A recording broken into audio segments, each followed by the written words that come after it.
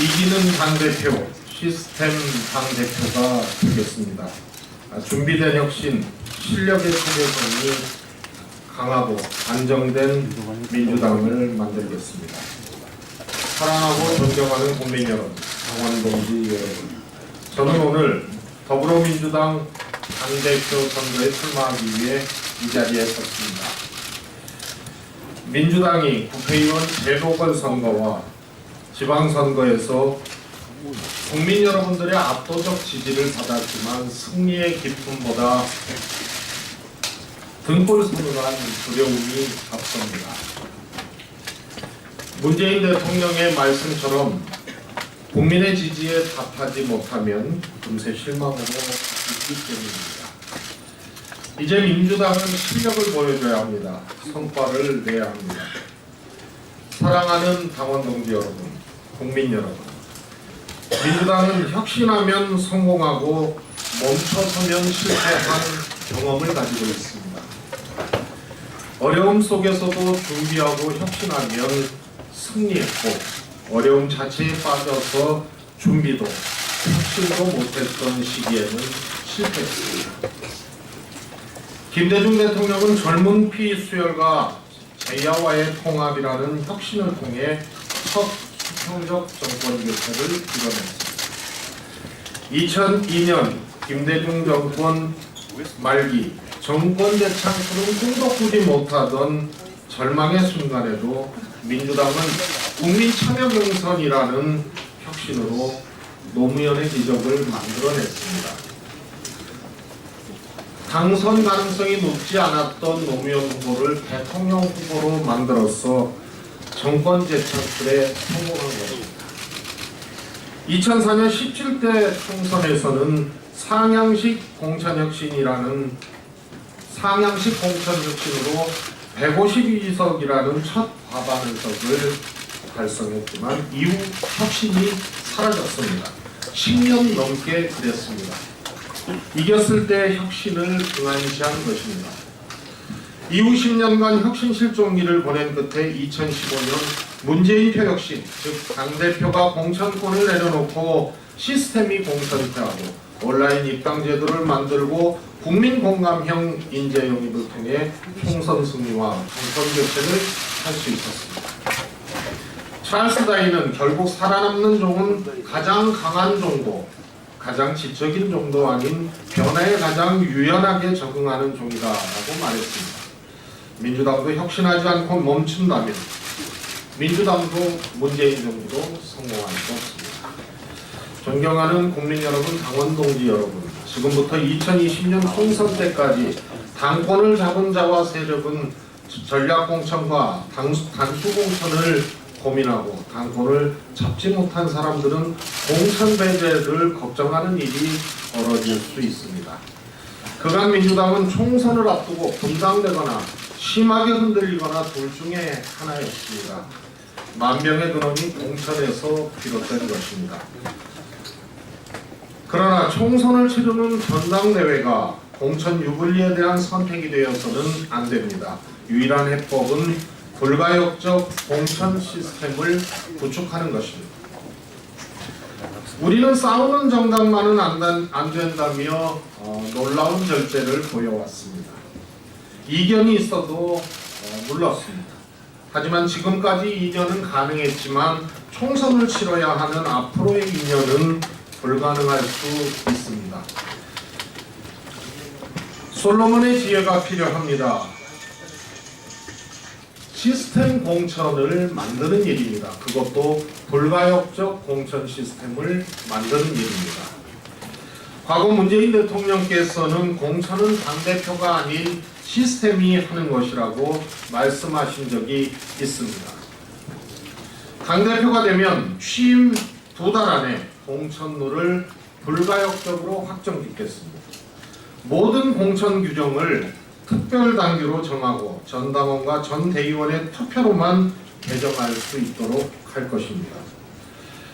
사실상의 불가역적 공천안이 되는 것입니다. 전략공천을 금지하고 꼭 필요한 경우 전략 지역을 지도부가 아닌 중앙위원회에서 선정토록 하겠습니다. 정당 사상 처음으로 불가역적인 공천 시스템이 탄생하는 것입니다. 더 이상 우리 당에서 공천 기득권도, 공천 불이익도, 공천의 억울함도 없게 하겠습니다. 개인의 정치적 명운이 당대표 자의에 의해서 좌우되는 일은 사라질 것입니다. 앞으로 민주당은 이러한 과정을 통해 오로지 민생과 국정에만 집중할 수 있을 것입니다. 저 최재성은 권한이 강한 당대표가 아니고 시스템에 강한 당대표가 되겠습니다.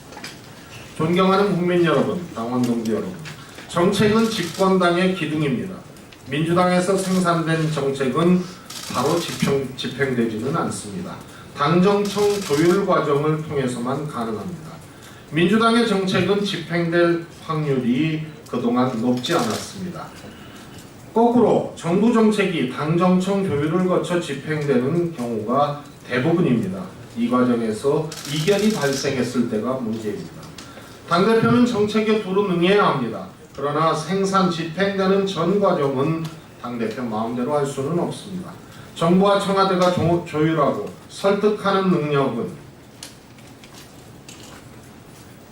정부와 청와대와 조율하고 설득하는 능력은 물론 정책을 국민들에게 잘 전달할 수 있는 전략과 타이밍에 능해야 합니다. 최재성은 정책 전략 전문가입니다. 지난 대선 때 문재인 후보가 사람 중심 경제 정책을 만드는데 외부에서 영입된 경제 전문가와 함께 참여했습니다. 사람 중심 경제는 집권후에 올 경제적 어려움을 예측하고 재정 확대를 통해 일자리를 만들고 위기를 극복하는 정책입니다. 제 역할은 검증과 정책 디자인 그리고 이견을 조율하는 것이었습니다. 현재 우리 경제는 과감한 재정 확대 전략이 필요합니다. 민주당의 재정 전략은 4대강 토목과 같은 자유한국당의 방식과는 물론 달라야 합니다.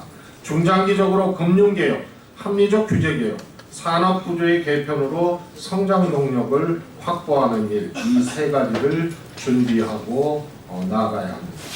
국민연금을 통한 임대, 청년주택 공급을 확대하고 4차 산업에 맞는 국민교육에 투자하고 직업이동을 안내하고 직무훈련에 과감하게 투자하는 것으로 전환해야 합니다. 아울러 문재인 대통령의 경제통일론 입안에 참여한 사람으로서 한반도 평화시대를 통해 한국 경제가 제2의 도약기를 만들 수 있도록 선도하겠습니다. 사랑하는 국민 여러분, 당원 동지 여러분, 지금 민주당은 새로운 질서의 구축을 요구받고 있습니다. 2004년 열린우리당 이후 한 번도 성공하지 못한 세대 이월을 이번에 해야 합니다.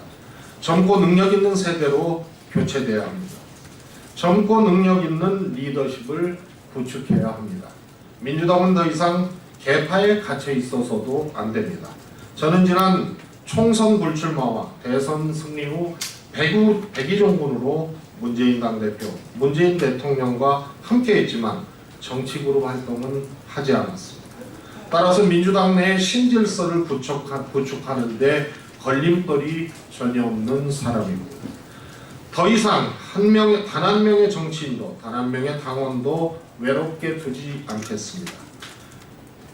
이 길은 불가역적 시스템 공천으로 총선을 돌파하고 불가역적 시스템 정당으로 모두의 의견을 담아내는 요소, 세대 이호를 통해 새로운 민주당 내의 신질서를 구축하는 것으로 완성될 수 있습니다. 존경하는 당원 동지 여러분, 당청의 신동반자 시대를 열겠습니다. 당과 청와대와의 관계는 수직적 관계가 아닌 배려와 설득의 관계여야 합니다. 때론 당이 청와대를 강하게 이끌어야 하고 반대로 우직하게 청와대를 밀어주기도 해야 합니다. 그래야 문재인 정부가 성공합니다. 민주당도 성공합니다. 여당은 보이지 않을수록 좋은 것입니다. 대통령께서 잘하고 있다는 의미이기 때문입니다. 여당이 많이 보이고 견제가 뚜렷하다는 것은 국정운영에 문제가 발생했다고 볼 수 있기 때문입니다. 여당 대표는 안 보이는 것을 두려워할 필요가 없습니다. 무턱대고 할 말은 하겠다는 주장은 설득력이 없고 민주당도 대통령도 어렵게 만듭니다. 하명받고 움직이는 듯한 대표도 필요하지 않습니다.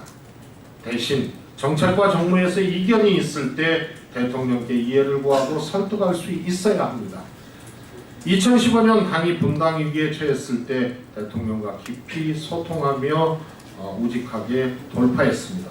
저체제성이 당청의 신동반자 시대를 열어가겠습니다. 사랑하고 존경하는 국민 여러분, 당원 동지 여러분, 2020년 총선은 문재인 정부의 성공을 가늠합니다. 총선에서 승리해야 김대중 노무현, 문재인 대통령을 잇는 민주정부가 정권 재창출을 통해서 다시 탄생할 수 있습니다. 4기 민주정부를 만들지 못한다면 문재인 대통령의 한반도 평화 구상은 멈춰버릴 수도 있습니다. 21대 총선 승리는 민주당에게 주어진 역사적 소명입니다. 최재성이 준비된 혁신과 불가역적 시스템 정당으로 강하고 안정적인 정당을 만들어 입법 권력을 교체하겠습니다. 진정한 정권 교체를 완수하고 정권 재창출에 시동을 걸겠습니다. 국민과 당원 동지들께서 민주당을 혁신하고 문재인 정부를 성공시키라는 시대적 명령을 저에게 내려주십시오. 지상과제로 받들어 꼭 완수하겠습니다. 감사합니다.